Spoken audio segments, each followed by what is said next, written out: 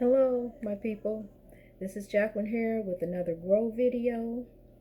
And today, I want to talk about the church. As a minister, I can speak on the church. Okay. I My ministry was over the radio, but I have been in church all my life, and I'll tell you something about church. I've had some beautiful moments in church, beautiful times in church. Um, Caught up in the spirit at church, in the Holy Spirit. But there's also ancestral spirits that are there as well, that are with us, that go with us also. So about the church, when you go into church, think of the church is a hospital, just like a real hospital. The church is a hospital for the spiritually wounded. A hospital is for physically wounded. So we're spiritually wounded people. All these spiritually wounded souls, tormented souls, all commingled together and under one man who's trying to guide them and tell them all the right way to go through Christ and how to live.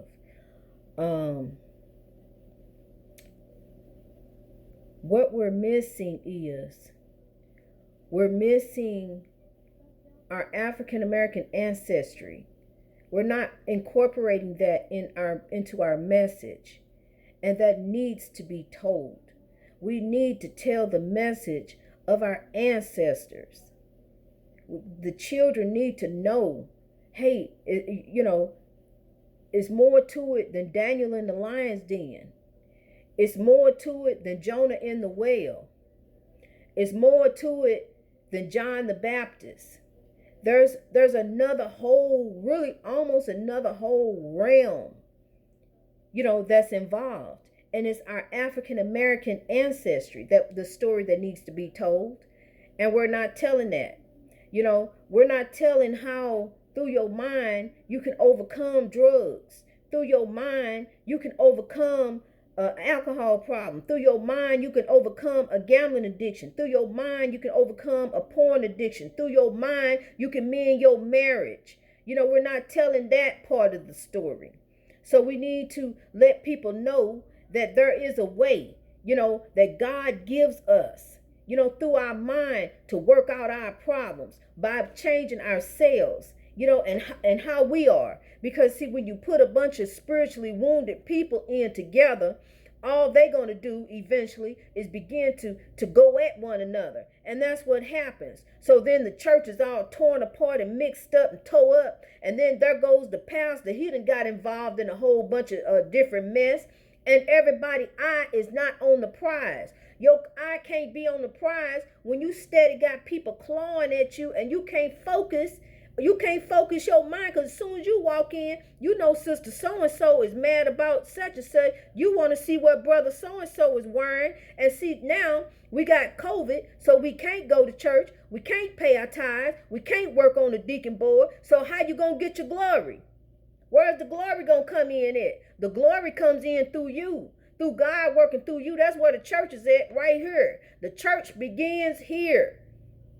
The church begins here. And if we all got right, then maybe we can come together in a place together and worship together as we supposed to.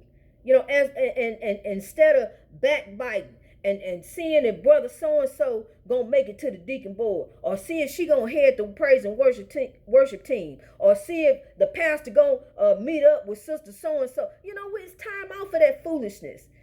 That's what the church has become, a patent place of foolishness.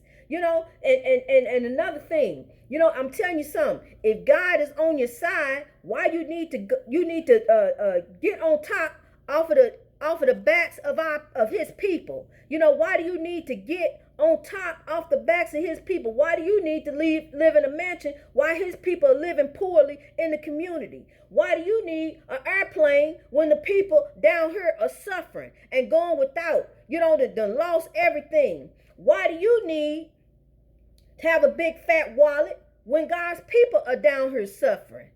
That's That's not right. So, that is not right. And if God is in it, if God is in your ministry, if God is working your ministry out, you should not have to ask anybody for nothing. You should be able to spread the gospel of God for free. It don't cost nothing to run your mouth. You should be able to tell people how to get their glory, how to overcome with their mind, how to change their ways without having to ask them for money. I understand it take money to run a building, and run this and run that. Well, you need to have that in order before you bring these people up in here.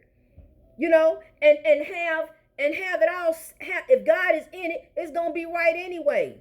But you don't need to mix a bunch of spiritually wounded people together who all gonna be backbiting, and we ain't gonna get to focus what we need to focus on anyway. It's just a big mess. That's what it's got to be. And we done took our focus off of really God. That is the focus. It ain't about the deacon board. It ain't about the praise and worship team. It ain't about the usher board. It ain't about what she wearing. It ain't about who man she with now. It ain't about none of that. We need to get back grounded. Get our children back grounded. Our children are future African kings and queens. And we need to teach them how to live. Think about how a king, a queen, whoever is listening, think about, how they are supposed to live. When you think about a king or a queen, you think about class, you think about royalty, you think about high standard, you think about a person, how they walk, how they carry themselves. They carry themselves with dignity, with class. They don't carry themselves how they know how to walk. That's not class and dignity. So we need to be mindful of how we carry ourselves and the images that we are showing and portraying to our children. So I need to get that quick word out there. Somebody just need to hear that real quick. So I wanted to say that real fast, and then I'll get back on my videos as the Spirit moves me. Until then, let's grow. God bless you.